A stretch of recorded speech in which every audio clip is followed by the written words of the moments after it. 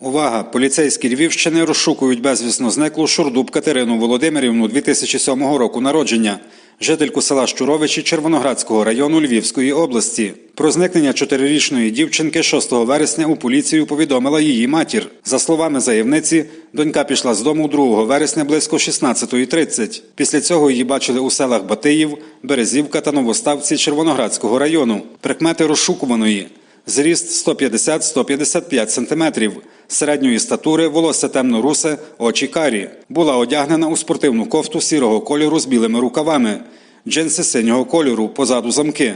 На ногах білі кросівки. До усіх, хто володіє інформацією, що допоможе встановити місце перебування безвісно зниклої, прохання зголоситись на оперативну лінію 102 або у найближчий відділ поліції.